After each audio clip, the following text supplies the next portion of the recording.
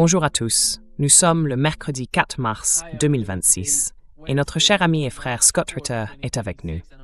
Bon retour parmi nous, Scott. Merci de m'avoir invité. Commençons. Merci d'appuyer sur le bouton j'aime pour nous aider à toucher davantage de personnes. Et Scott, laisse-moi commencer par ce que Pete Hegseth a dit lors de son point de presse aujourd'hui. Voici ce qu'il a déclaré. Je me tiens devant vous aujourd'hui avec un message clair et sans équivoque au sujet de l'opération Fureur épique.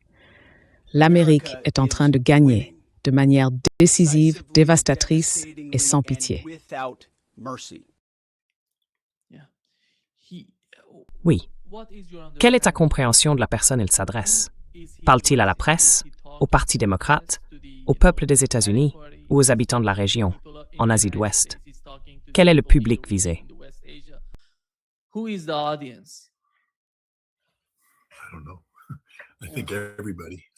Je ne sais pas. Je pense que tout le monde. Je veux dire, c'est un homme qui... Vous savez, Theodore Roosevelt a dit un jour, « Parle doucement, mais porte un gros bâton. » Pete Hegseth est un homme qui crie fort pour bien faire comprendre à tout le monde que nous avons un gros bâton.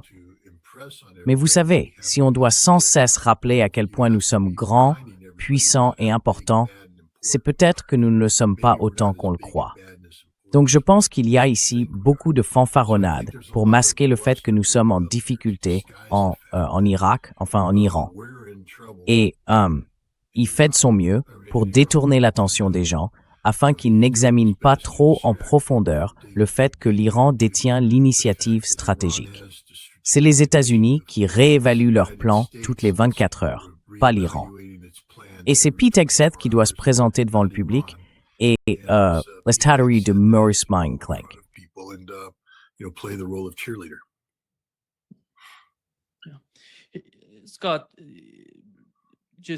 Oui, Scott. Ces 2 derniers jours, nous avons vu l'Iran attaquer le quartier général, ou du moins les bureaux de la CIA dans la région. Comment vois-tu cette stratégie de la part des Iraniens? Parce qu'ils ont commencé par... Enfin, c'est pas seulement ça.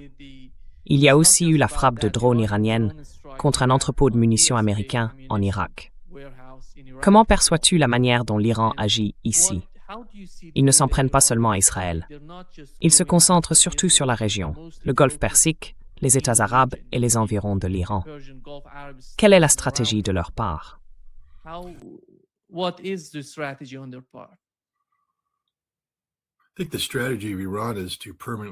Je pense que la stratégie de l'Iran consiste à expulser définitivement les États-Unis du Moyen-Orient.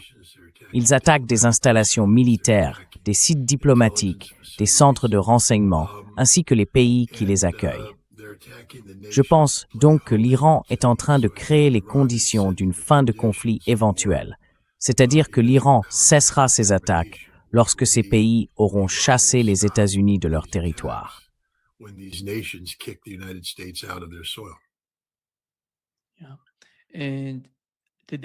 Oui, et aujourd'hui, j'ai parlé avec Leif Marouf, qui est à Beyrouth. Il a dit que le Hezbollah attaque Israël et qu'il a l'impression qu'il n'y a pas de système de défense aérienne, que tout ce qu'ils envoient pénètre en Israël sans aucun problème. Quelle est votre compréhension de la situation et comment voyez-vous les intercepteurs en Israël en ce moment?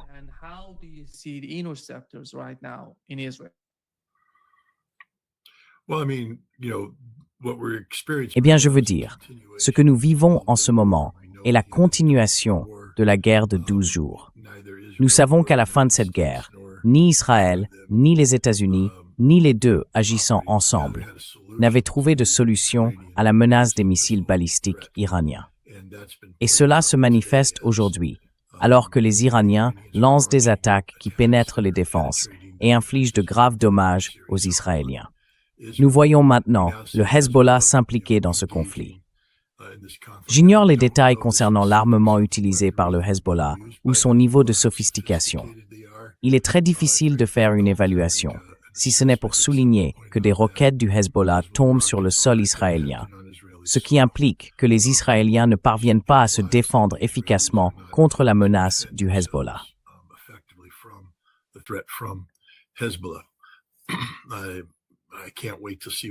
J'ai hâte de voir ce qui se passera lorsque Israël entrera dans la mêlée et commencera à tirer ses missiles et ses drones. Je pense que nous assistons à un conflit où des hypothèses ont été faites sur l'efficacité de la défense aérienne, et elles se sont révélées fausses. Cela va nécessiter un réajustement continu des opérations, des plans de guerre, de la part d'Israël, des États-Unis et de leurs alliés arabes du Golfe. L'Iran, en revanche, continue simplement à faire ce qu'il fait, une sorte d'action pré-planifiée de pression à large spectre exercée sur Israël, les États-Unis et la région arabe du Golfe.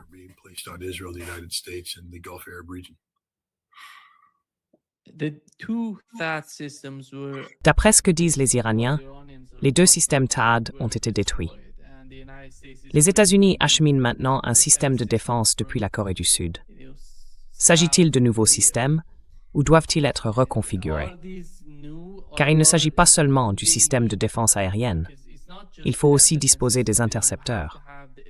Comment percevez-vous cette idée de transférer tout ce qu'ils ont en Corée du Sud et dans d'autres pays vers la région pour défendre Israël, alors que tout le monde dans la région sait que la priorité des États-Unis est de défendre Israël et non les États arabes qui subissent la pression et sont frappés par les missiles iraniens?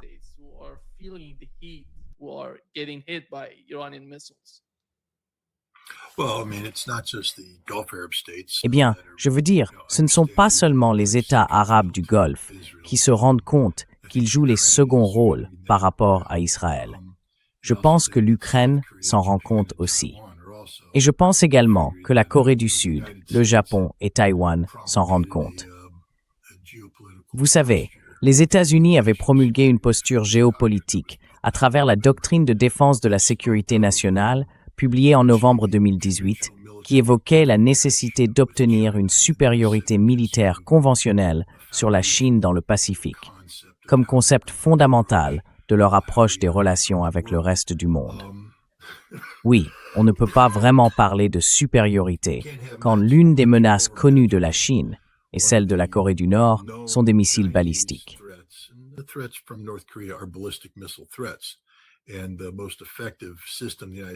Le système le plus efficace dont disposent les États-Unis pour contrer les missiles balistiques sur le théâtre d'opération est le THAAD. Et maintenant, le THAAD qui avait été déployé en Corée du Sud est en train d'être retiré de Corée du Sud. Imaginez dire cela aux Sud-Coréens, surtout après que les États-Unis ont passé tant de temps à élaborer cette nouvelle alliance tripartite entre la Corée du Sud, le Japon et les États-Unis, qui comprend des éléments liés à la guerre nucléaire, comme la planification conjointe d'une guerre nucléaire, et ainsi de suite. Le Japon et la Corée du Sud ont donc franchi cette étape dangereuse vers une confrontation nucléaire avec la Corée du Nord, en partant du principe que les États-Unis seraient là pour les soutenir. J'imagine qu'on ne peut plus faire cette supposition désormais.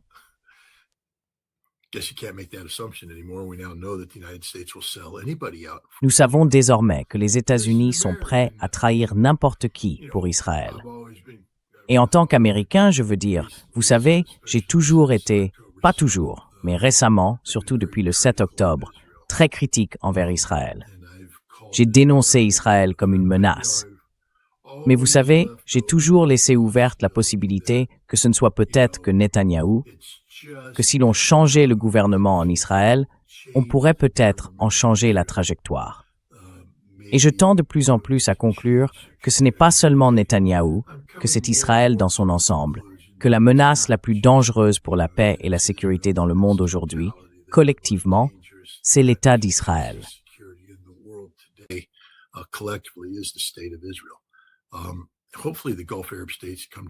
Espérons que les États arabes du Golfe en viennent à cette prise de conscience, qu'ils ont été dupés par les États-Unis, que toute cette affaire des accords d'Abraham n'a jamais eu pour but une relation économique mutuellement bénéfique, mais bien la subordination totale et absolue des États arabes du Golfe à Israël. Les États-Unis ne sont pas là pour assurer la sécurité des États arabes du Golfe. Ils sont là pour assurer la sécurité d'Israël face aux États arabes du Golfe. Et maintenant que l'Iran a essentiellement mis à nu ce mensonge, il est impératif que les États arabes du Golfe agissent en conséquence.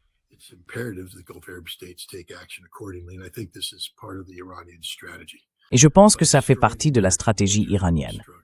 En détruisant l'infrastructure militaire américaine, pour que l'Amérique puisse revenir, elle devra reconstruire cette infrastructure.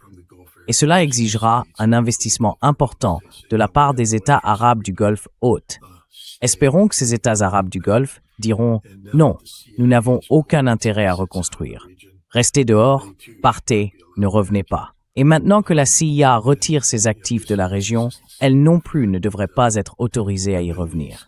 C'est simplement un constat. Le Moyen-Orient a été infecté par un cancer, qui est la posture américano-israélienne. Et ce cancer doit être excisé. Je pense que c'est ce que l'Iran est en train de faire.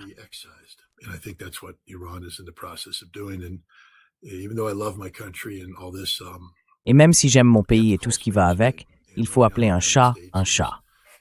En ce moment, les États-Unis facilitent le génocide qu'Israël a commis contre les Palestiniens, ont facilité le massacre de civils libanais par le bombardement de Beyrouth et facilitent maintenant une attaque de type génocidaire contre l'Iran menée par Israël. Regardez ce qu'Israël fait à Téhéran. Ils sont en train de transformer Téhéran en Gaza, et ils en sont fiers. Ils s'en vantent. Nous avons donc vu le mal. Nous savons à quoi ressemble le mal. Et il est temps que le monde travaille collectivement à éradiquer ce mal.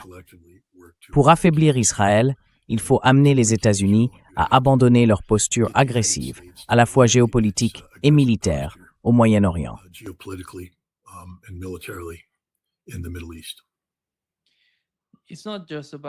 Il ne s'agit pas seulement des démocrates. Des républicains prennent la parole, discutent et essaient de plaider contre Donald Trump et ce qu'il fait. Voici ce que Marjorie Taylor Greene a déclaré dans l'émission de Megyn Kelly.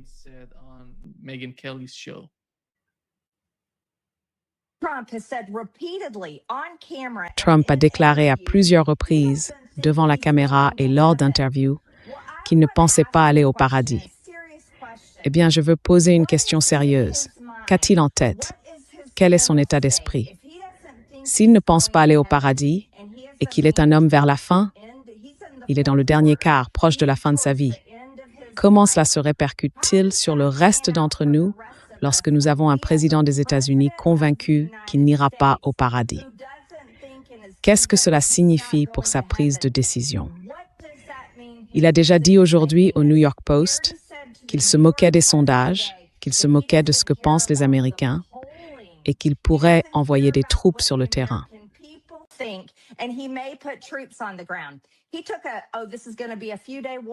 Il pensait que, c'était censé être une guerre de quelques jours, et maintenant ça va durer peut-être 4 semaines ou plus.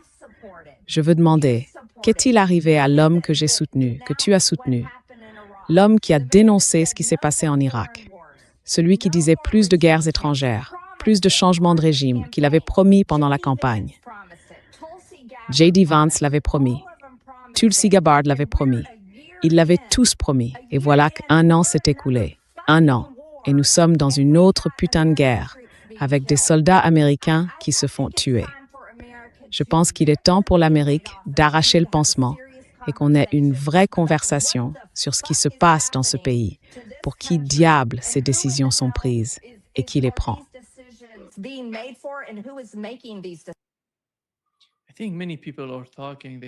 Je pense que beaucoup de gens parlent ainsi, et ils sont en colère contre Donald Trump. Je sais que vous faisiez partie de la même campagne. Vous pensiez que Donald Trump pouvait apporter une certaine forme de changement à la politique étrangère des États-Unis. Alors, quelle est votre réponse à la question que posait Marjorie Taylor Greene?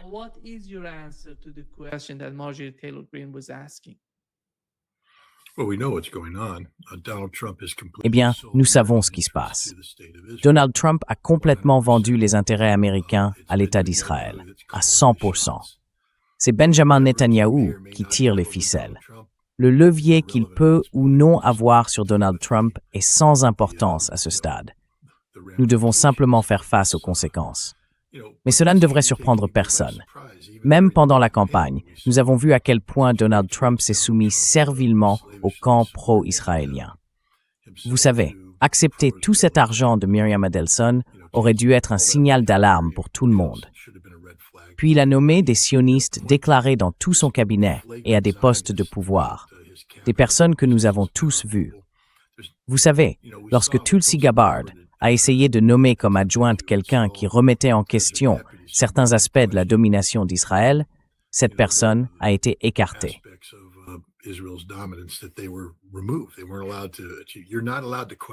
Il n'avait pas le droit de le faire. On n'a pas le droit de remettre en question Israël. On n'a même pas le droit de laisser entendre qu'il y a un problème avec Israël. Il faut être complètement subordonné à Israël. Et c'est bien là le problème. Encore une fois, je le dis en tant qu'Américain, la principale menace pour la sécurité nationale des États-Unis, c'est l'État d'Israël, tout simplement, et nous devons l'éliminer. Marjorie Taylor Greene doit commencer à appeler les choses par leur nom. Ce n'est pas de l'antisémitisme que de dénoncer des menaces. Nous ne condamnons pas la foi juive. Nous condamnons cette entité sioniste perverse qui s'est approprié un titre biblique afin de corrompre l'Amérique, de corrompre la démocratie, de corrompre la région et de corrompre le monde. Israël n'apporte rien de positif sur la scène internationale. Israël est un parasite pour la communauté mondiale. Il existe pour aspirer le sang du monde uniquement à son propre profit.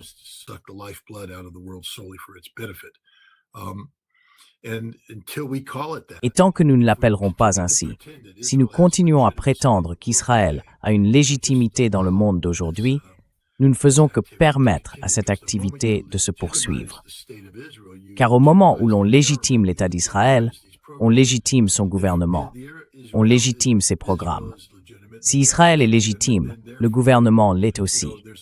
Et donc, vous savez, il y a une limite à l'indignation, à la colère et à l'angoisse que nous pouvons éprouver face au recrutement de Jonathan Pollard, un analyste naval américain qui a trahi son pays de la pire manière possible.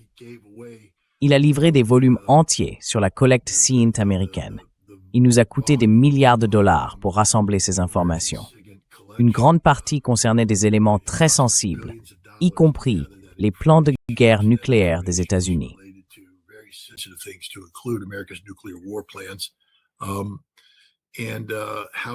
Et la manière dont nous recueillons ces informations, une partie l'a été par des moyens clandestins qui pouvaient mettre en danger non seulement des capacités, mais aussi des personnes. Vous savez, des gens courageux risquaient leur vie, des personnes qui agissaient pour leur nation. Jonathan Pollard a trahi cela au profit d'Israël. Puis, Israël a ensuite revendu ces informations pour faire sortir des Juifs de l'ex-Union soviétique. Donc, vous voyez, l'idée qu'il faisait cela pour Israël est tout simplement absurde. Il le faisait dans le cadre d'une entreprise, disons sioniste mondiale, nuisible non seulement à la sécurité américaine, mais aussi à la paix et à la sécurité mondiale. Il faut le dénoncer. Si vous ne le dénoncez pas aujourd'hui, honte à vous, car nous savons ce qui se passe. Nous n'avons simplement pas le droit de le dire. Mais il est temps de le dire clairement. Et cela inclut de dénoncer les États arabes du Golfe.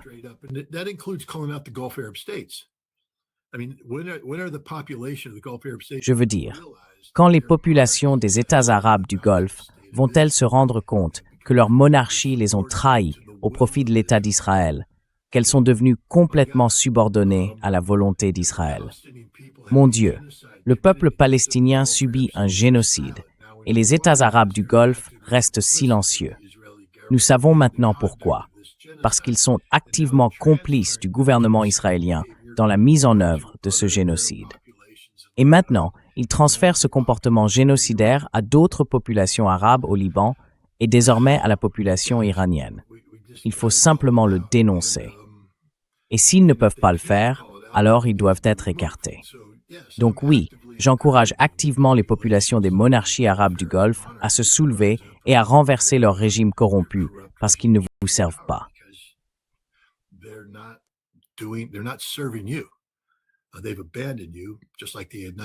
Ils vous ont abandonné, tout comme les États-Unis les ont abandonnés. Peut-être que la lumière s'est éteinte et qu'ils réalisent alors qu'ils sont là à supplier pour obtenir davantage d'intercepteurs que nous ne leur donnons pas, parce que nous les réservons soit à nos forces protégeant Israël, soit directement à Israël. Que toutes les promesses que nous avons faites au cours des dernières décennies, selon lesquelles nous serions le bouclier de sécurité depuis la doctrine Carter de 1969, étaient creuses. Nous serions le bouclier qui vous protège. Nous n'allons pas vous protéger. Nous vous abandonnons. Et quand tout sera terminé, nous voudrons que vous gardiez vos portes ouvertes pour que nous puissions revenir et nous réaffirmer. Cela ne doit pas être permis.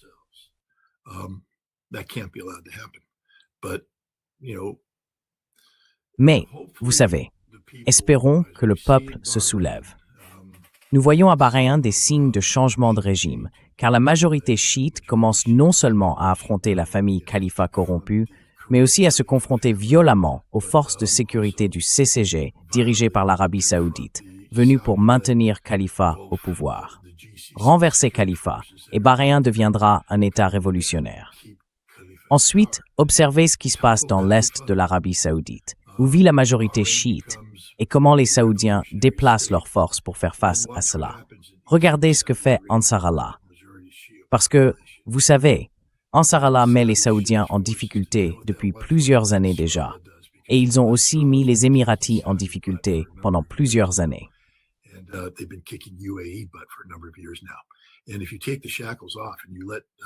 Et si l'on retirait les chaînes et qu'on laissait Ansar Allah se déchaîner, il détruirait l'infrastructure énergétique des deux nations et il réoccuperait physiquement des territoires actuellement considérés comme saoudiens, mais historiquement yéménites.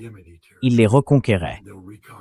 Et espérons-le, nous pourrions voir Ansar Allah défiler dans les rues de Riyad pour renverser la famille Al-Saoud et la traîner derrière eux. De la même manière que la famille hachémite fut traînée dans les rues de Bagdad lorsque les baassistes se sont soulevés et les ont chassés du pouvoir. Nous avons besoin de ce genre de purification au Moyen-Orient. Ces monarchies corrompues gouvernent depuis trop longtemps. Elles ne sont qu'un résidu de l'ancien colonialisme britannique, puis les États-Unis ont pris le relais, guidant leur continuation néocoloniale.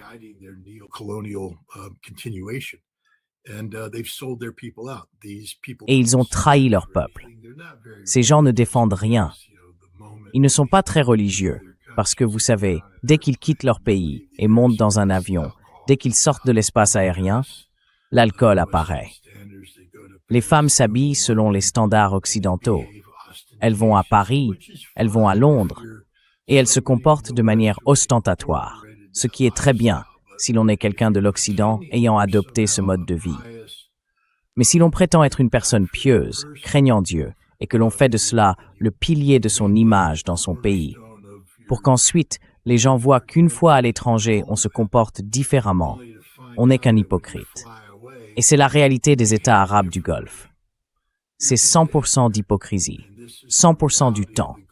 Et cette hypocrisie leur revient aujourd'hui en pleine figure.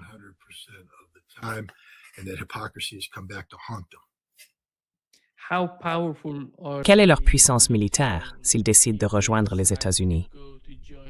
Parce que beaucoup de gens dans le Golfe Persique disent « Nous commençons à nous énerver, nous allons... » J'espère qu'ils se mettront vraiment en colère.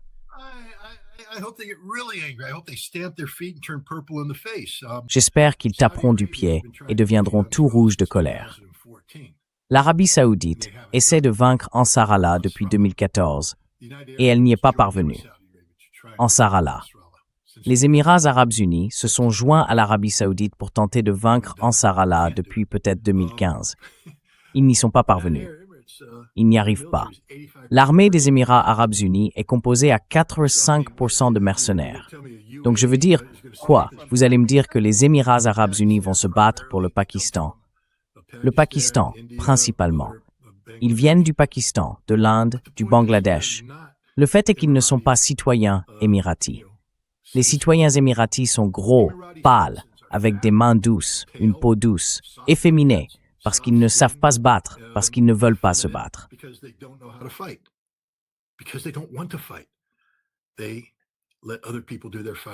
Ils laissent les autres se battre à leur place.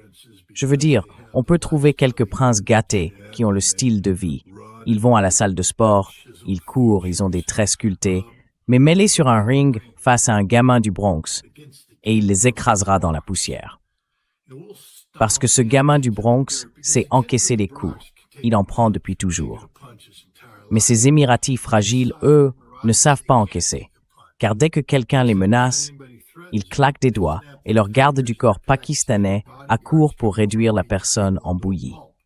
Voilà la réalité de ces Arabes du Golfe. Pas un seul d'entre eux n'atteint le moindre degré de virilité.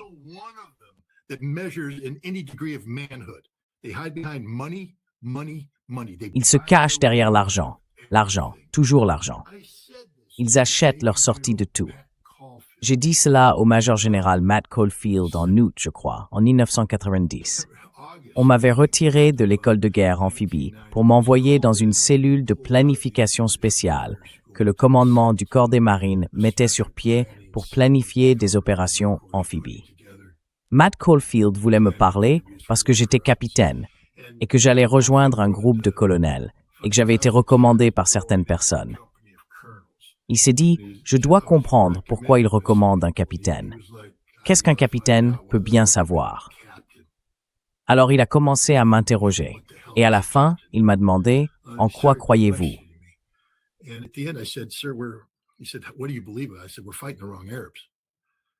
J'ai dit, nous combattons les mauvais Arabes.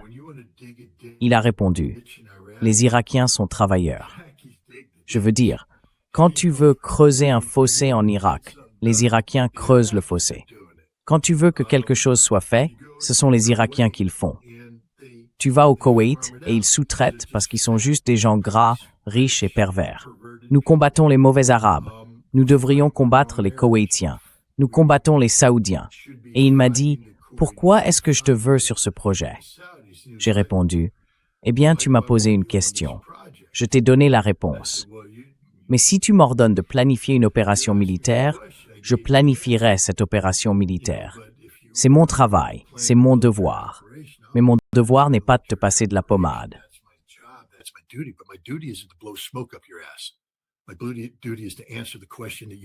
Mon devoir est de répondre honnêtement et avec précision à la question que vous me posez. J'ai donné cette réponse. Et donc, j'ai planifié une guerre contre l'Irak, sachant tout le temps que nous combattions les mauvais Arabes, car les Irakiens ressemblent bien plus à de vrais hommes que n'importe quel État arabe du Golfe ne le sera jamais. Les États arabes du Golfe ne savent pas se battre, ne veulent pas se battre, ne se battront pas. Ils sous-traitent cela. J'étais dans un hôtel à Riyad avant le début de la guerre. Nous y prenions nos repas. Nous travaillions dans le bunker du bâtiment du ministère de la Défense. Donc nous traversions la rue. Je crois que c'était un hôtel Sheraton. Il y avait un beau buffet. Nous y allions et les Saoudiens payaient tout parce qu'ils ont beaucoup d'argent.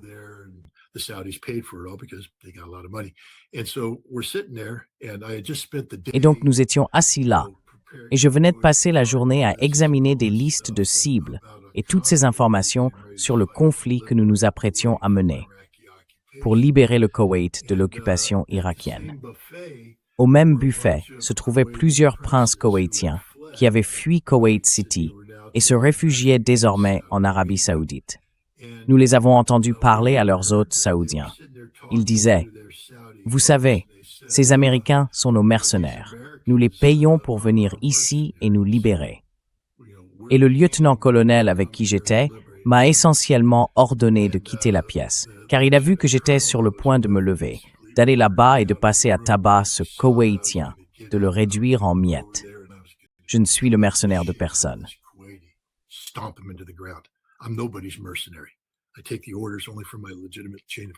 Je ne reçois d'ordre que de ma chaîne de commandement légitime. C'était profondément insultant. Mais le problème, c'est que c'est leur état d'esprit. C'est ainsi qu'ils voient tout. Ils ne considèrent personne comme leur égal, ni comme un partenaire. Pour eux, vous êtes un serviteur payé. Lorsqu'ils sortent leur portefeuille, qu'ils posent de l'argent sur la table et que vous acceptez cet argent, ils pensent qu'ils vous possèdent. Et en fait, c'est le cas. Sauf qu'ils découvrent maintenant qu'ils se sont fait berner depuis le début. Nous les avons laissés nous offrir des déjeuners gratuits, des chambres d'hôtel gratuites, toutes sortes d'avantages, et ils achètent nos produits. Mais au bout du compte, tout ce à quoi ils servent, c'est à faciliter les ambitions de leurs maîtres israéliens pour promouvoir le grand Israël. Que pensez-vous des accords d'Abraham?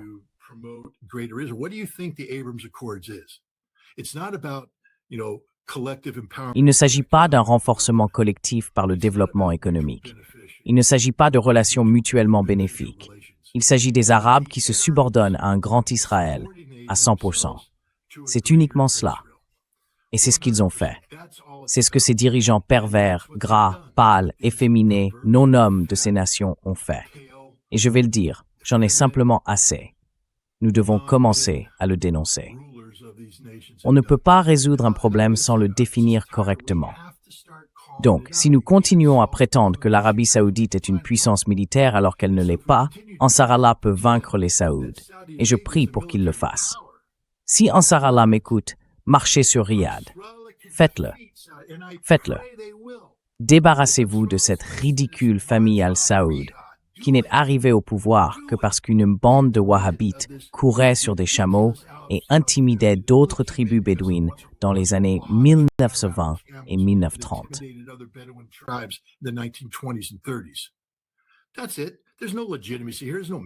C'est tout. Il n'y a aucune légitimité ici. Il n'y a aucun mandat divin. Ils se trouvaient simplement être une tribu avec de meilleurs conducteurs de chameaux que les autres. C'est la même chose pour le reste. Vous savez, les Émirats. Les Britanniques les ont installés. Les Britanniques ont tout mis en place. C'est un héritage colonial. Il n'y a aucune légitimité. Ils n'ont aucun mandat du peuple. Il n'y a pas de démocratie. Et ensuite, ils ont eu de la chance, parce qu'ils se sont retrouvés assis sur une réserve de pétrole et de gaz qui les a rendus plus riches qu'ils n'auraient jamais pu l'imaginer. Mais l'argent n'apporte pas la légitimité. L'argent les rend simplement riches. La légitimité doit venir du fait de défendre quelque chose. Défendre quelque chose. Ils ne défendent pas la démocratie. Ils ne défendent pas la liberté. Ils ne défendent pas la justice. Ils sont simplement riches.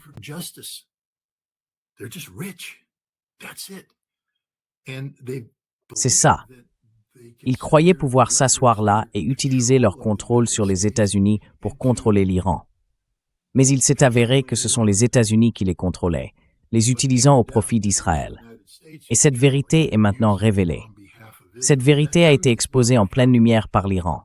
C'est l'un des plus grands cadeaux que l'Iran ait offert à la région et au monde. En portant tout à son paroxysme. Tout à son paroxysme. Le monde va désormais pouvoir voir quel genre de pays est l'Iran. Il verra le soutien que le peuple iranien apporte à son pays, et il verra aussi que les États-Unis utilisent les États arabes du Golfe au profit d'Israël depuis des décennies.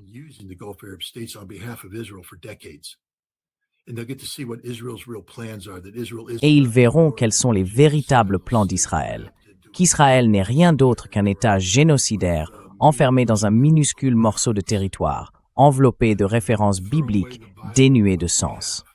Je veux dire, jetez la Bible, et que vous reste-t-il? Rien. C'est donc la Bible que ces sionistes exploitent pour prétendre qu'ils ont une légitimité, qu'ils sont le peuple élu de Dieu, que d'une certaine manière, l'Israël d'aujourd'hui fait partie d'un héritage vieux de 3000 ans. C'est ce que, bien sûr, croient les sionistes chrétiens, Mike Huckabee, Ted Cruz et d'autres. Et nous mettons en lumière la perversion de leurs pensées, l'illégitimité de leur raisonnement. Cette guerre, à bien des égards, est donc un moment de clarification. C'est un moment tragique.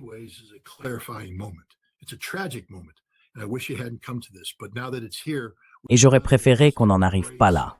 Mais maintenant que c'est le cas, autant assumer toutes les conséquences et dire les choses telles qu'elles sont. Ce n'est pas le moment de se retenir. Ce n'est pas le moment de continuer à dissimuler la vérité. Il est temps d'être brutalement honnête sur tout. Si vous êtes là dehors et que vous voulez être pro-Israël, dites-le, reconnaissez-le. Soyez honnête à ce sujet. Soyez honnête. Parce que les gens en ont assez des mensonges. Ils en ont assez des mensonges. Il est temps que nous ayons la vérité. Et si l'Amérique veut vraiment être une nation qui a renoncé à son statut de république constitutionnelle, qui veut fonctionner comme rien de plus qu'un troupeau de moutons sous un culte de la personnalité au service des intérêts du grand Israël. Très bien. Très bien. Mais qu'on soit honnête à ce sujet.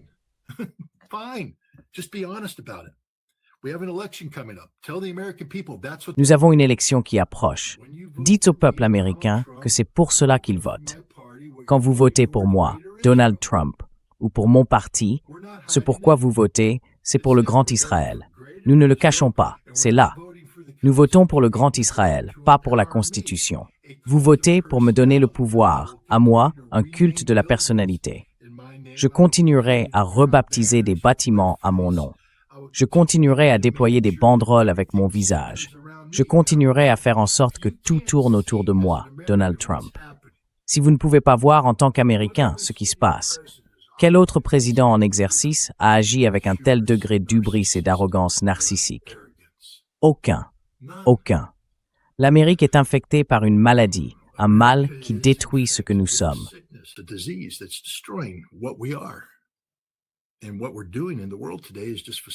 Et ce que nous faisons dans le monde aujourd'hui ne fait que faciliter le déclin de notre nation. Nous devons redimensionner notre rôle. Il faut comprendre que nous ne sommes plus la seule superpuissance restante, que le monde n'est pas destiné à perpétuer l'hégémonie américaine. Cela ne veut pas dire que l'Amérique disparaît pour autant. Nous devons simplement nous ajuster à l'échelle appropriée. Celle que nous devrions avoir en tant que nation de 340 millions d'habitants avec les ressources naturelles dont nous disposons. Mais cela signifie que nous devons apprendre à vivre, vous savez, en égaux avec la Russie, la Chine, l'Inde et d'autres. Mais nous ne savons pas vivre en égaux. Nous sommes le peuple le plus arrogant de la planète, à part les Israéliens, et nous nous sommes subordonnés aux Israéliens. Voilà où nous en sommes.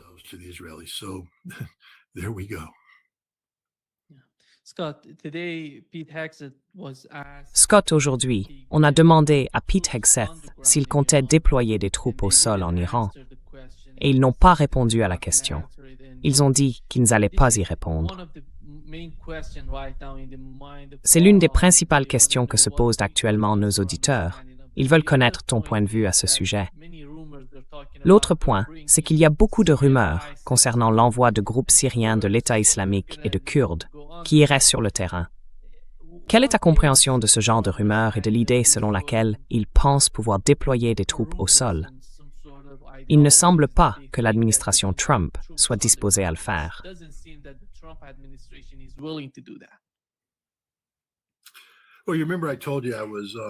Eh bien, tu te souviens que je t'ai dit qu'on m'avait retiré de l'école de guerre amphibie pour rejoindre une équipe de planification auprès du commandant du corps des marines afin de planifier des opérations amphibies. C'était en septembre 1990. Les États-Unis étaient en train de déployer plus de 700 000 soldats dans la région pour mener une guerre contre l'Irak, dont des centaines de milliers de troupes de combat au sol, l'équivalent de plusieurs divisions. À l'époque, nous étions préparés pour ce genre d'opération, tu sais, parce que d'abord nous avions tout un ensemble de forces en Europe et nous pouvions transférer un corps entier vers le Moyen-Orient. Le corps des marines disposait d'équipements embarqués sur des navires, de quoi équiper plusieurs brigades, soit à peu près l'équivalent d'une division, voire plus.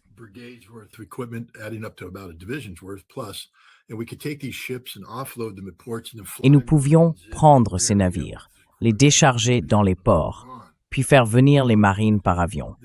Ils rejoindraient leur équipement et nous pourrions poursuivre l'opération. C'était pendant la guerre froide, à une époque où nous étions prêts à déplacer des centaines de milliers de soldats à tout moment. En fait, toute l'option de renforcement de l'Allemagne reposait sur l'idée que nous aurions 300 000 soldats en Allemagne de l'Ouest et qu'en 10 jours, nous pourrions les renforcer avec 250 000 autres. Nous étions donc équipés, nous étions prêts à déplacer 250 000 soldats en 10 jours. Aujourd'hui, si nous voulons envoyer une brigade lourde en Europe, dans le cadre du renforcement tournant des forces, il faut un préavis de 6 mois pour préparer cette unité au déploiement. Ils doivent accomplir toutes sortes de démarches pour se préparer à partir.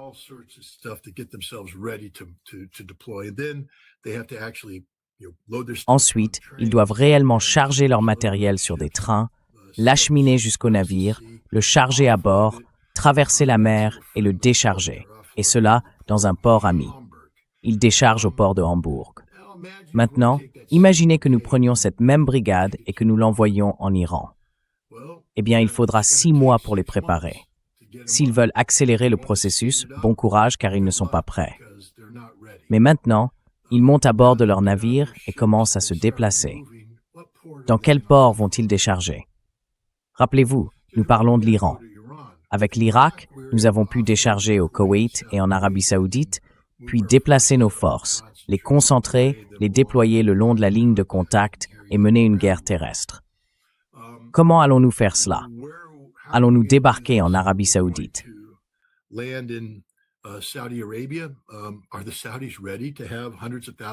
Les Saoudiens sont-ils prêts à voir des centaines de milliers d'Américains débarquer dans les provinces occidentales, près de la Mecque et de Médine?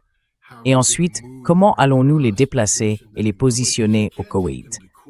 Parce que nous ne pouvons plus les amener directement au Koweït. Le détroit d'Ormuz est fermé.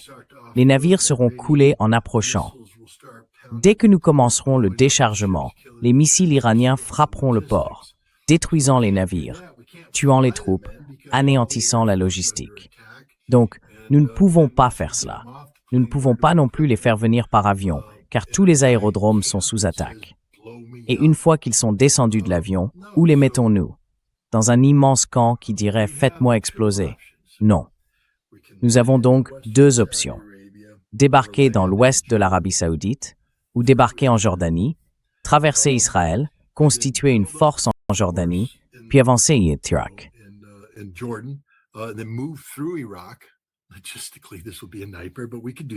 Logistiquement, ce serait un cauchemar, mais nous pourrions le faire. Avancer jusqu'à la frontière irako-iranienne, où il nous faudrait ensuite la franchir. As-tu regardé une carte de l'Iran? As-tu vu les chaînes de montagnes qui séparent l'Iran et l'Irak de, disons, Téhéran, le siège du pouvoir, ou de n'importe quelle autre région? Ce n'est pas une plaine plate que nous pourrions simplement traverser en voiture comme en Allemagne pour y entrer directement. Nous devrions passer par un terrain montagneux où les Iraniens se préparent depuis des décennies à nous accueillir, nous détruire et nous anéantir. Voilà donc une option. Il nous faudrait de 9 mois à 1 an et demi pour rassembler les forces capables de mener une telle opération. Ou bien nous pourrions dire au corps des marines, « Vous devez vous emparer d'un port. » Nous nous entraînions autrefois pour cela.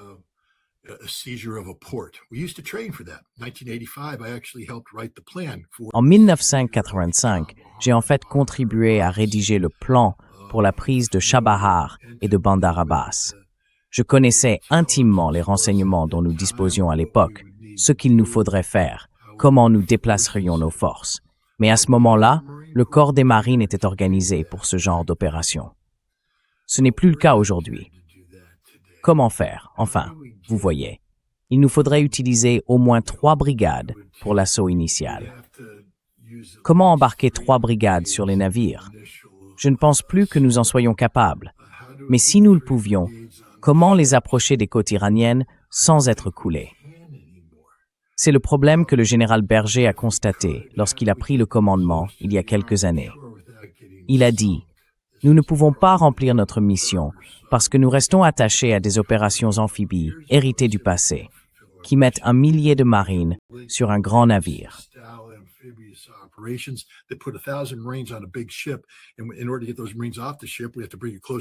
Pour faire débarquer ces marines du navire, il faut l'approcher de la côte. Et à ce moment-là, il se fait couler. Alors, comment fait-on? Avec tout le respect que je dois à Pete Hegseth, il ne sait tout simplement pas de quoi il parle. Franchement, c'est du délire, complètement insensé. Nous passons donc au plan B, où les paramilitaires de la CIA rejoignent les opérations spéciales et les forces spéciales pour collaborer avec des forces locales afin de créer des groupes supplétifs, des milices, des mouvements de résistance et ainsi de suite. Nous savons que certains existent déjà. Nous avons l'armée de libération du Baloutchistan, basée au Pakistan. La CIA a une longue histoire de collaboration avec eux. Nous avons les Kurdes. Nous travaillons avec eux depuis toujours. Nous avons aussi des Azéris qui pourraient intervenir. Alors,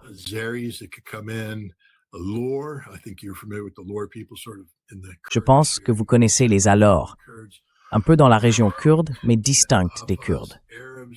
Nous avons les Arabes Hafaz. Nous avons les Moudjahidines du PEC. Ils sont toujours dans le paysage. Même si je ne pense pas que le peuple iranien se soulèvera pour se rallier au MEC, ils sont très doués pour être utilisés afin de saboter, faire exploser et détruire des choses. Et nous avons les monarchistes qui peuvent toujours brandir un drapeau, crier « Mort à Khamenei » puis s'enfuir. Alors maintenant, apparemment, la décision a été prise d'armer les Kurdes. Je ne sais pas. Connaissez-vous l'histoire kurde? Ce n'est jamais une bonne idée d'armer les Kurdes, car deux choses se produisent toujours. Les Kurdes perdent, puis ils sont trahis et abandonnés.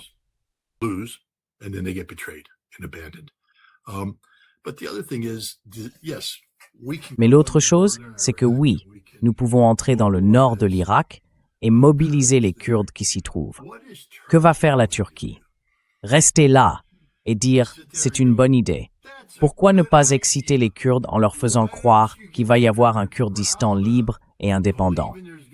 Parce que cela ne se retourne jamais contre la Turquie. Ce n'est pas comme si nous n'avions pas déjà une part importante du territoire que les Kurdes revendiquent aussi.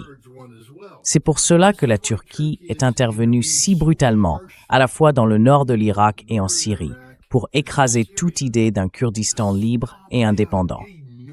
Donc la Turquie ne va pas laisser les États-Unis venir armer 10 ou 20 000 Kurdes et dire « marchez et prenez le pouvoir ». Cela n'arrivera tout simplement pas.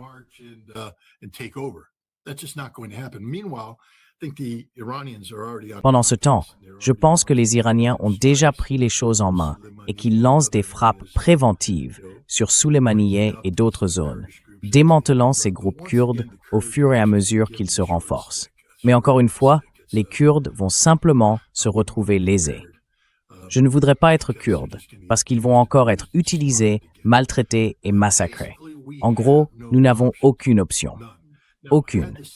Si la CIA, Exet et tous les autres s'étaient assis avec de vrais experts et avaient organisé une table ronde, ils auraient su cela dès le départ, s'ils avaient consulté de vrais spécialistes de l'Iran. Tu sais, c'est drôle. Certains des grands conseillers là-bas sont des types qui ont servi dans la Task Force 17. Ouh, GSOC, mon vieux. Gros muscles. Et ils ont des tatouages.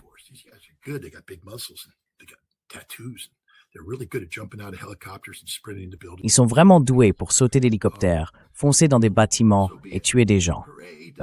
Soit. Hourra, Delta. Mais ils étaient censés mener cette guerre secrète contre la force Al-Quds, Qassem Soleimani, en Irak et tout ça. Donc, on a ces costauds au cou épais, dont certains sont assez intelligents pour avoir appris le farsi, et ils ont participé à une campagne qu'ils ont finalement perdue.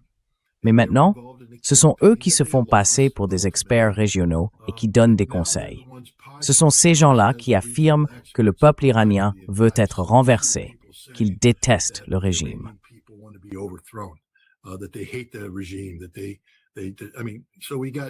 Je veux dire, on a affaire à des ratés de la Delta Force, des types qui n'ont encore gagné aucune guerre, avec un grand L collé sur le front.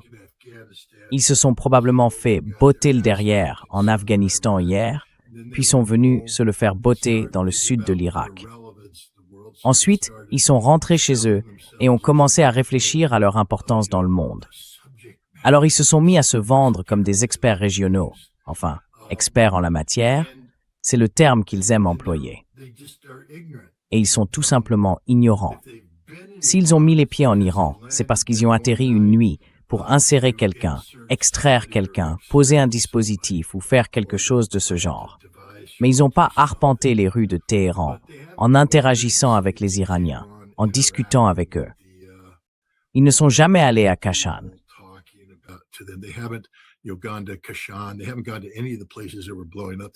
Ils ne sont allés dans aucun des endroits qui explosaient.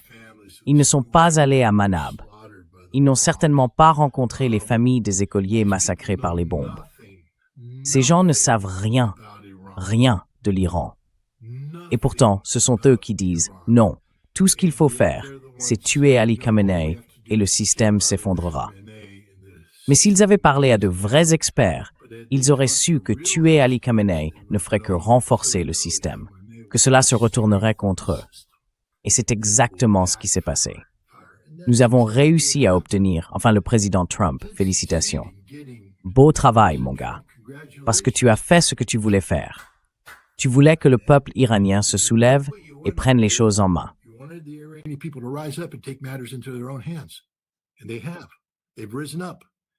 Et ils l'ont fait. Ils se sont soulevés. Ils ont dit « Nous soutenons le gouvernement. Nous soutenons le martyr Ali Khamenei. Nous soutenons le nouveau guide suprême, le fils d'Ali Khamenei, Mujab, je crois qu'il s'appelle ainsi. Je pourrais mal le prononcer, mais c'est mon métier, alors désolé. Mais le fait est que nous sommes complètement déconnectés de la réalité. Nous ne respectons rien.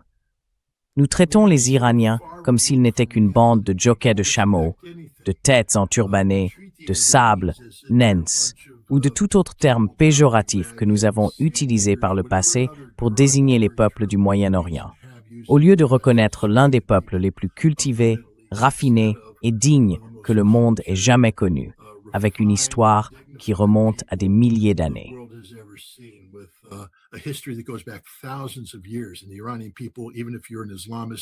Et le peuple iranien, même si vous êtes un islamiste soutenant la République islamique, vous assumez cette histoire, vous respectez votre culture, et vous pensez que ces gens vont trahir l'héritage qu'ils possèdent. Cela n'arrivera tout simplement pas. Mais nous ignorons tout cela. Et maintenant, non seulement nous faisons exploser des choses, vous savez, nous faisons exploser l'histoire. J'ai entendu des histoires. J'espère simplement qu'elles ne sont pas vraies. Mais j'ai entendu parler d'explosions à Téhéran, détruisant certains des anciens sites Qajar.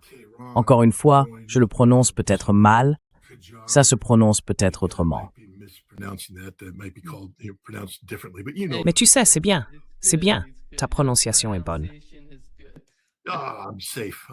Oh, je suis en sécurité.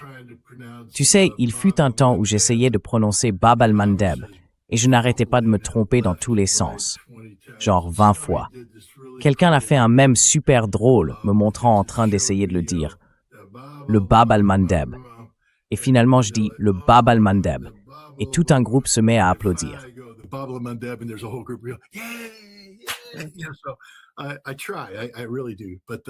J'essaie, vraiment. Mais la dynastie Qajar, l'art, l'histoire, la culture qui s'y rattache. Quand je suis allé en Iran, j'étais accompagné d'un guide de la garde révolutionnaire, mais il m'a emmené dans ces lieux et il était émerveillé par leur beauté. Ils vénèrent véritablement leur histoire. Et je pense que nous avons tout détruit. Je pense que nous sommes en train de détruire des lieux à Ispahan, à Shiraz, à Kashan. Ce que nous faisons à l'Iran, c'est un génocide culturel. Mais nous nous en moquons, parce que nous ne comprenons absolument pas qui sont les Iraniens, ni n'avons la moindre appréciation de ce qu'ils représentent. Nous ne connaissons pas leur histoire. Et tout ce que nous faisons, c'est nous aligner sur une nation, Israël, qui est tout à fait capable de commettre un génocide contre une nation de 90 millions d'habitants, tout comme elle l'a fait contre une population de 3 millions à Gaza.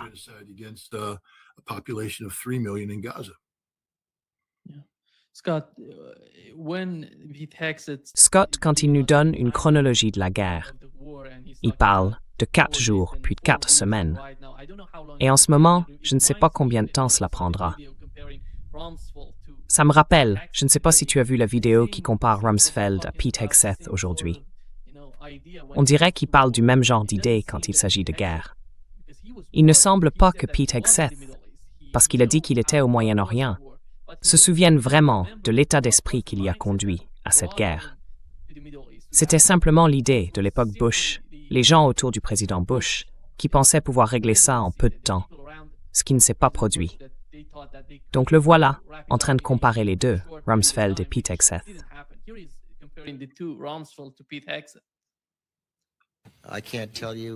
Je ne peux pas vous dire si l'usage de la force en Irak aujourd'hui durerait 5 jours, 5 semaines ou 5 mois. Mais cela ne durera certainement pas plus longtemps que cela. Le président Trump a toute la latitude du monde pour parler du temps que cela peut ou non prendre. 4 semaines, 2 semaines, 6 semaines. Cela pourrait être avancé, cela pourrait être repoussé.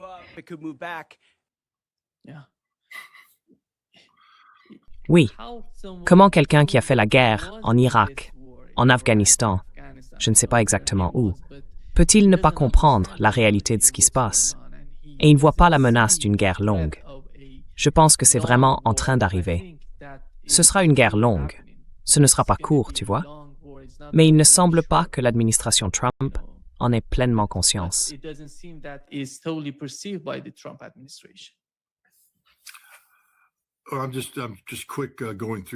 Je parcours rapidement le CV de Hegseth.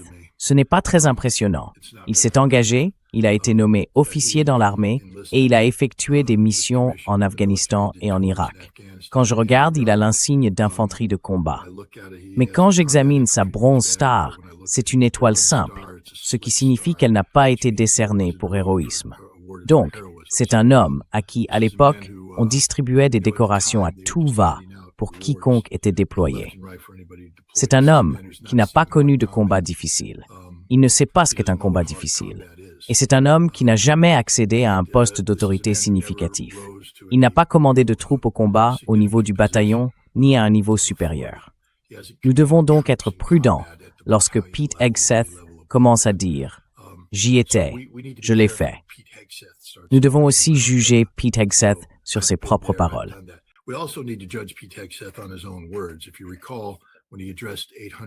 Si tu te souviens, lorsqu'il s'est adressé à 800 généraux et amiraux américains à Quantico en octobre 2025, je crois que c'était l'année dernière, il a défini ce qu'il considérait comme l'incarnation de la norme militaire et a essentiellement dit qu'il s'agissait d'un capitaine O3 ou d'un sergent d'état-major E6 de 1993. Eh bien, devine quoi, Pete? Devine qui était capitaine en 1993? Moi. Je suis l'incarnation. Je suis ce que tu n'as jamais été et ne seras jamais. Je suis celui qui s'est réellement entraîné au plus fort de la guerre froide, à une époque où l'armée américaine était véritablement la meilleure armée du monde. Je suis quelqu'un qui a été formé dans le véritable esprit du service militaire, un esprit fondé sur la Constitution et reposant sur un professionnalisme absolu dans tout ce que nous faisons. C'était avant la politisation, avant le woke, avant la DOI, avant tout cela. C'était l'époque où les hommes étaient vraiment des hommes. Et les sergents-chefs avec qui je travaillais étaient pareils. Je suis tout ce que tu ne seras jamais, Pete. Je suis un professionnel. Toi, tu es un fichu amateur, un pur amateur. Et ce que tu es, c'est un amateur amer. Tu es quelqu'un qui voudrait être quelque chose que tu ne seras jamais. Et donc tu fais semblant de l'être, au lieu d'être le secrétaire à la défense. Pete Hegseth n'est qu'une blague ambulante et parlante d'être humain. Il n'est pas qualifié pour le poste qu'il occupe. Et encore une fois, il est temps d'être honnête. Nous devons commencer à dénoncer ces choses. Nous ne pouvons pas faire semblant que Pete Hegseth est qualifié pour faire ce qu'il fait, car tant que nous faisons semblant, il peut rester là et montrer ce genre d'hésitation. Mika, as-tu un plan de guerre ou pas, Pete? Question simple. Oui ou non? Un plan de guerre ou pas? Parce qu'on dirait que tu l'inventes chaque jour de la semaine.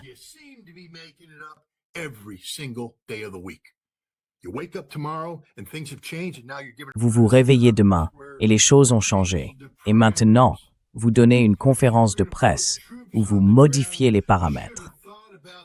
Si vous aviez eu l'intention d'envoyer des troupes au sol, il aurait fallu y penser il y a 9 mois. Et elles devraient être en train de se déployer en ce moment même, au lieu de simplement parler maintenant de cette possibilité. Et quel président ne sait pas ce qu'il fait? Vous savez, Cheney parlait déjà en 2002. Mais les gens oublient que Cheney était secrétaire à la Défense pendant Desert Shield et Desert Storm. Il sait ce que cela signifie de déplacer des troupes. Nous oublions aussi qu'avant que Dick Cheney ne devienne excessivement politisé en tant que secrétaire à la Défense, il avait freiné une avancée vers Bagdad à la fin de la guerre du Golfe. Après que nous ayons écrasé l'armée irakienne sur le champ de bataille, certains disaient qu'il fallait continuer et en finir, marcher sur Bagdad.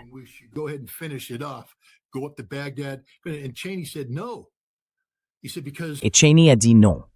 Il a dit, parce que si nous le détruisons, nous en sommes responsables. Si nous l'occupons, nous devons en assumer la responsabilité. Et nous ne sommes pas prêts à le faire. Nous n'avons pas de plan pour cela. Dick Cheney comprenait qu'il fallait un plan réfléchi, conseillé par des experts. Ensuite, il a tout oublié avant que nous n'allions en guerre en Irak et vous envoyez les résultats. Nous sommes allés en guerre en Irak avec un plan bancal. Nous n'avions pas de plan pour réussir et nous ne savions pas ce que nous faisions.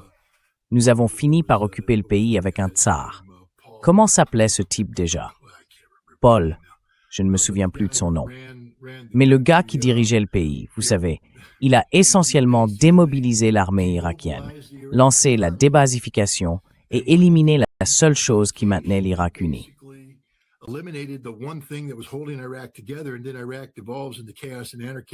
Et puis l'Irak sombre dans le chaos, la guerre sectaire anarchique et tout le reste. Nous sommes coincés au milieu, et la suite appartient à l'histoire. Nous l'avons détruit. Nous avons été chassés. Je ne sais pas ce que Hegseth pense faire, parce que nous sommes partis en guerre avec un plan bancal, destiné à apaiser le projet du Grand Israël. Israël rit tout le long du chemin vers la banque. Il se moque des Américains. Il se moque du fait que nous nous ruinons nous-mêmes. Il ne se soucie de rien d'autre que de la réalisation de leur plan pour le Grand Israël. Et donc il rien pendant que nous nous épuisons ici. Nous nous épuisons. Et on peut le voir dans la panique dans l'esprit de Hegseth. Je veux dire, quand on éprouve de la joie à couler un navire qui était parti en Inde pour participer à un festival, un navire de commerce.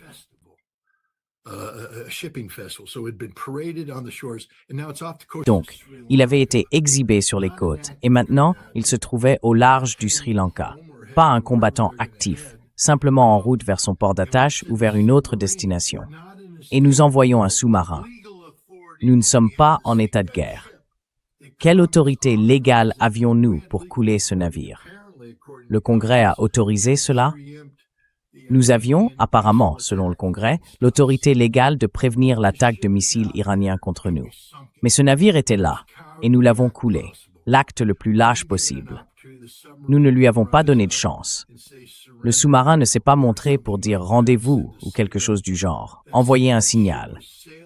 Ce navire naviguait, pas en mode combat, et nous l'avons coulé. Et Pete Hegseth s'en vante comme si c'était une sorte d'exemple de suprématie martiale américaine, quelque chose dont nous devrions être fiers. Non, Pete.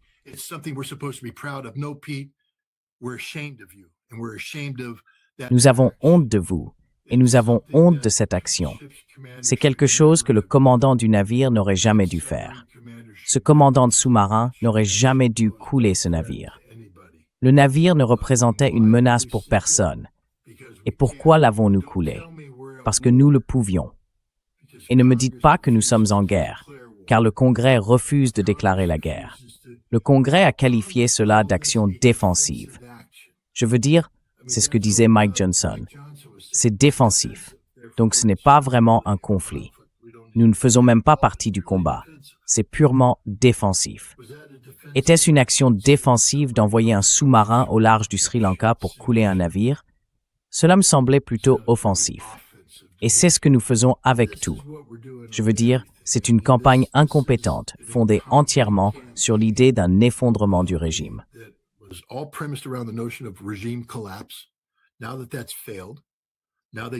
Maintenant que cela a échoué, ils ne savent même plus pourquoi ils se battent. Ils se contentent de faire exploser des bâtiments. C'est tout ce qu'ils font. Faire exploser des bâtiments. Si tu crois qu'il y a quoi que ce soit d'important à l'intérieur de ces bâtiments bombardés, tu es plus bête que terre. Parce que tout ce qui avait de la valeur a été évacué depuis longtemps et caché dans l'un des centaines de sites de dissimulation que les Iraniens préparent depuis 2005. Tu sais, Il suffit de revenir à l'histoire de Fordo. La caverne souterraine où ils ont installé cette capacité d'enrichissement n'a pas été construite pour Fordo. Elle a été construite pour cacher des choses. C'est l'un des nombreux sites de dissimulation de la région, conçu pour permettre de vider les usines de leur matériel de production de grande valeur, afin que, lorsque des nations comme les États-Unis viennent larguer des bombes sur les bâtiments, tout ce qu'elles détruisent, ce sont des blocs de béton et d'autres structures.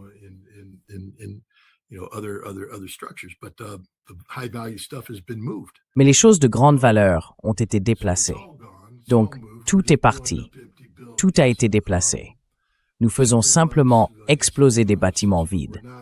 Nous tuons beaucoup de civils dans le processus, mais nous n'accomplissons pas grand-chose.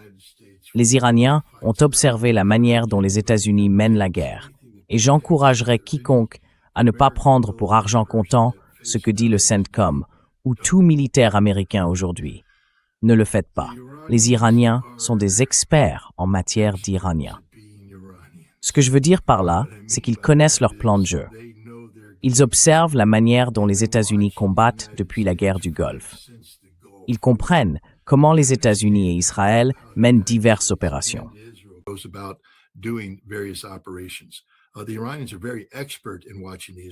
Les Iraniens sont très habiles à observer la manière dont les Israéliens opèrent, car l'Iran a été le principal soutien du Hezbollah, et des conseillers iraniens ont travaillé main dans la main avec le Hezbollah. Ils connaissent donc parfaitement la façon dont Israël mène ses opérations terrestres, aériennes, tout le dispositif.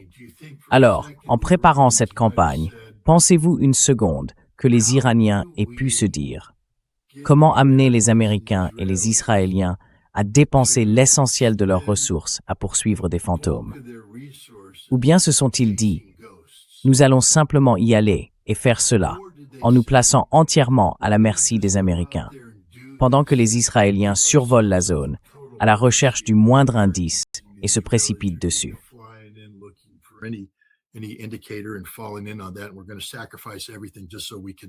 Nous allons tout sacrifier juste pour pouvoir tirer quelques missiles. Ils nous font courir après des fantômes.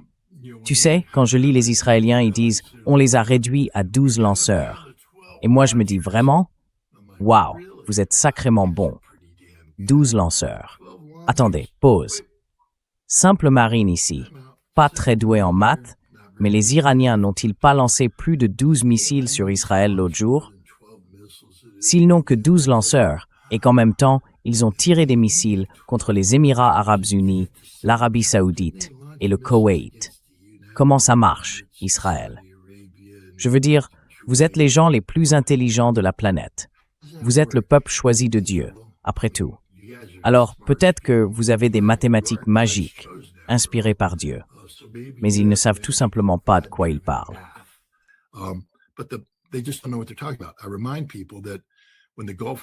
Je rappelle aux gens que lorsque la guerre du Golfe a commencé, nous avions attribué à l'Irak 19 lanceurs mobiles. Environ une semaine et demie après le début du conflit, nous en avions détruit 64. Alors, on peut se demander, comment cela est-il possible? Comment passe-t-on de 19 à 64? Et dans le même temps, les Irakiens lançaient un grand nombre de missiles sur Israël et l'Arabie saoudite. Cela signifiait donc que nous frappions des cibles qui n'étaient pas réellement des lanceurs. Et c'était bien là le problème. Nous faisions tout exploser parce que nous étions tellement déterminés à obtenir des résultats. Il y avait une énorme pression politique. Et je peux vous dire qu'en ce moment même, nous faisons encore exploser des choses. Nous touchons peut-être un lanceur de temps en temps, mais nous consacrons d'importantes ressources à cet effort.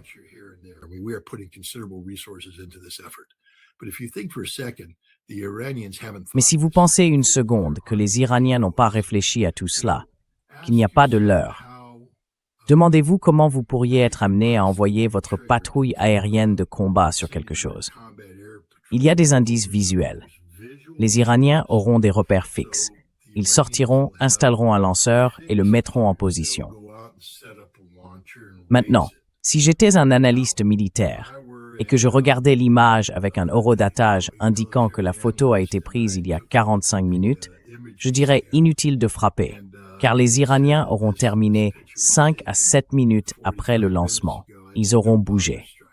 Donc, à moins que nous puissions déployer un moyen sur la cible dans les 5 à 7 minutes suivant la détection, cela ne vaut même pas la peine d'essayer.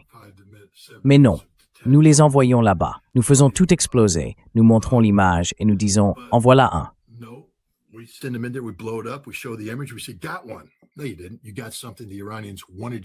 Non, tu ne l'as pas fait. Tu as obtenu quelque chose que les Iraniens voulaient que tu obtiennes. Ils l'ont mis là pour que les ressources dont tu disposais soient physiquement immobilisées. Maintenant, trace le calendrier des autres lancements et leurs emplacements. Tu vas voir que les Iraniens créent ici un élan pour détourner les ressources, afin de créer une fenêtre de vulnérabilité là-bas, parce que maintenant, nous n'avons plus les ressources pour frapper. Et les missiles sont lancés. Une erreur a-t-elle été commise? Que se passe-t-il s'ils sortent un lance-missile, le relèvent, et qu'il y a une fuite qui bloque le missile en position verticale? Eh bien, ce missile est fichu. Il va rester là. Les gars vont essayer de le redescendre, et nous allons arriver et le faire exploser.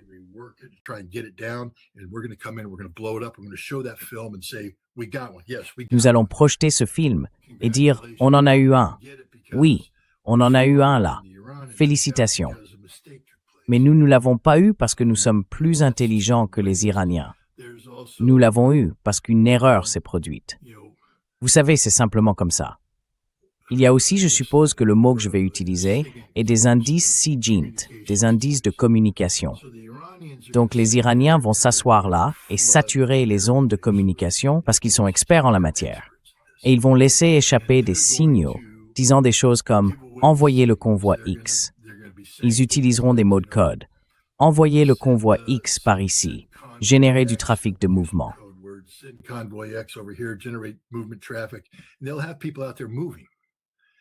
Et ils auront des gens là-bas en mouvement, et nous irons sur place, nous suivrons la trace, et ils nous attirent loin de l'endroit d'où ils lancent leurs opérations. Finalement, nous comprendrons le stratagème, et nous cesserons de réagir. Mais les Iraniens ont un plan. Ils y réfléchissent depuis un certain temps, 20 ans pour être précis. Et nous n'avons pas de plan. Notre plan, c'était de commencer à bombarder, de tuer Khamenei, et qu'en 4 jours, les gens descendent dans la rue en disant « Président Trump, nous avons fait ce que nous pouvions, à vous de jouer ». Eh bien, le peuple s'est exprimé. Il soutient le martyr, l'ayatollah Khamenei. Il soutient le nouveau guide suprême.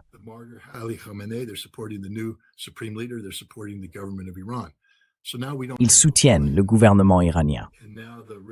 Donc maintenant, nous n'avons pas de plan, et les conséquences de cette absence de plan se manifestent alors que nous manquons de missiles, de bombes et de cibles.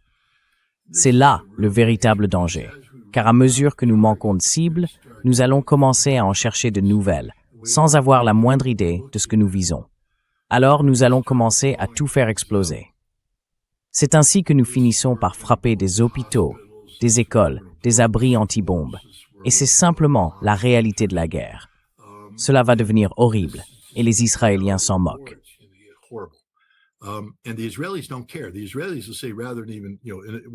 Les Israéliens diront, plutôt que, vous savez, que l'Amérique fasse simplement une erreur. Avec les Israéliens, ils vont essentiellement appliquer la doctrine de Daïa, vous savez, le quartier sud de Beyrouth. Raser. Envoyer un message. Raser. Et en ce moment, ils avancent quartier par quartier par quartier à Téhéran et le rasent, le bombardent. Ils vont raser tout Téhéran. Quand ce sera terminé, Téhéran ressemblera à Gaza. Mais à quoi vous attendiez-vous?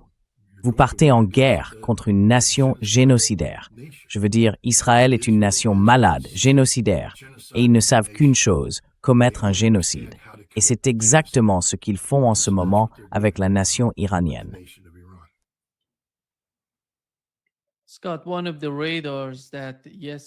Scott, l'un des radars touchés hier était ce système d'alerte précoce, d'une valeur d'environ 1,1 milliard de dollars, situé au Qatar, un radar d'alerte précoce contre les missiles balistiques. Utilise-t-il ce radar en combinaison avec les systèmes de défense en Israël? Et comment cela va-t-il influencer l'ensemble du concept, puisqu'ils doivent envoyer des signaux au système de défense aérienne? Est-ce bien le cas? Et quelle est l'importance de cela pour le concept global de défense d'Israël?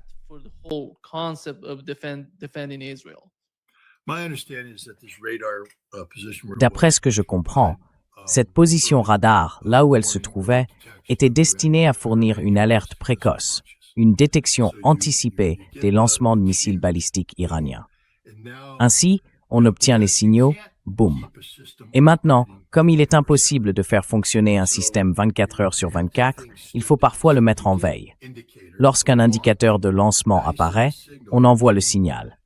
On obtient la vitesse, l'azimut, et on peut prédire la direction, et même, dans certains cas, le point d'impact à partir de ces seules données. Ensuite, on transmet ces informations, et on commence à activer d'autres capacités de détection. Radar en marche, observation, balayage, recoupement, mise en alerte et préparation des défenses, afin de créer une approche en couche pour se protéger contre cette attaque. Si l'on supprime cela, on perd cette alerte précoce.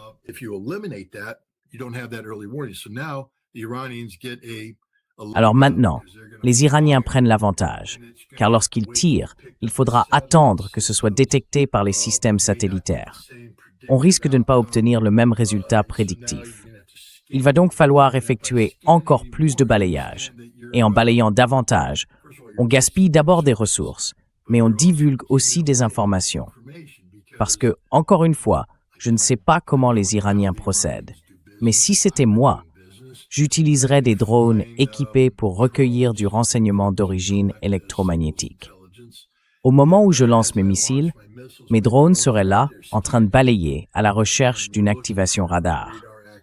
Nous analyserions les signaux, la puissance du signal, la durée de fonctionnement, la direction vers laquelle les radars sont orientés, puis nous surveillerions le fonctionnement des intercepteurs de missiles.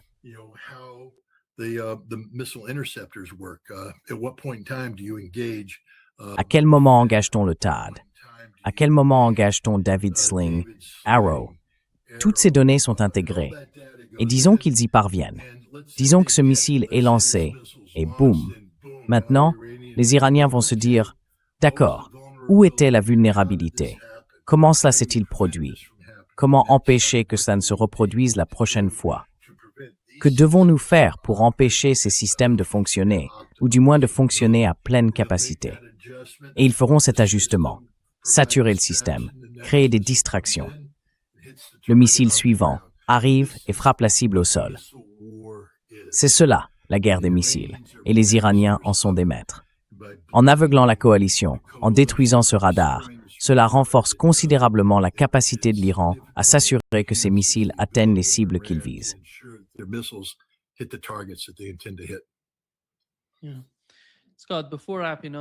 Oui, Scott, avant de conclure, beaucoup de gens se demandent quel rôle joue l'Inde dans tout ce calcul.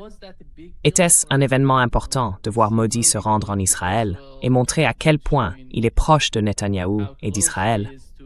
Ou bien n'est-il qu'un dirigeant politique agissant selon ce qu'il estime être le mieux pour l'Inde à ce moment-là? Comment vois-tu cela? Parce que l'Inde fait partie des BRICS, et nous savons à quel point elle est importante. Donc, quand tu vois Modi faire cela, est-ce significatif pour la conception plus large de la région et des BRICS?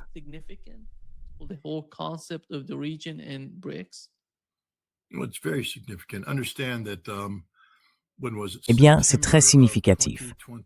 Comprenez que quand était-ce, en septembre 2023, il y a eu la réunion du G20, je crois, à New Delhi, en Inde.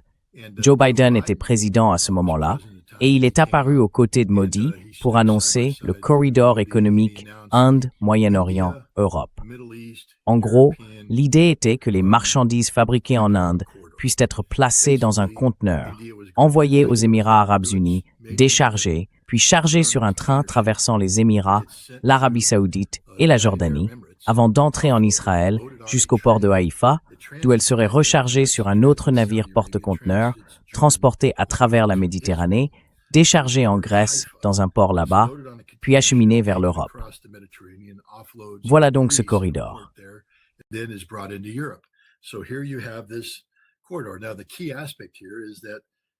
Le point essentiel ici, c'est que ces États collaborent avec Israël. Israël fait partie intégrante de l'équation globale, et l'Inde en a été l'un des principaux défenseurs. L'ironie, que personne n'a vraiment remarqué à l'époque, c'est que le port de Haïfa et celui de Grèce ont été construits avec des fonds chinois issus de l'initiative des nouvelles routes de la soie. Et la plupart des lignes ferroviaires censées être utilisées ont également été financées par la Chine. Ainsi, le corridor économique Inde-Moyen-Orient-Europe était censé être un concurrent de l'initiative chinoise, mais il se superposait en réalité à celle-ci. Cela montre encore une fois la stupidité de certaines personnes. Mais l'Inde a toujours été un promoteur du Grand Israël, donc cela ne me surprend pas que Modi se soit rendu en Israël. Et le moment choisi aussi, je pense que Modi avait compris ce qui allait se passer.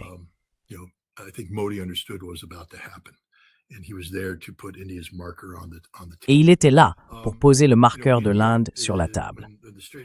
Vous savez, lorsque le détroit d'Ormuz est fermé, l'Inde va en payer un prix très lourd.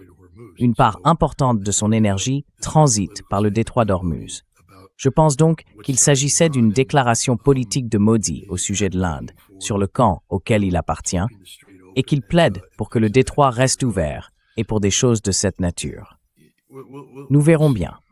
Mais non, l'Inde n'est pas un membre très fiable des BRICS. Elle entretient certaines relations bilatérales avec la Russie, une relation tendue avec la Chine. Mais plus que tout, l'Inde s'est révélée être un véritable instrument des États-Unis et par extension, un instrument du Grand Israël.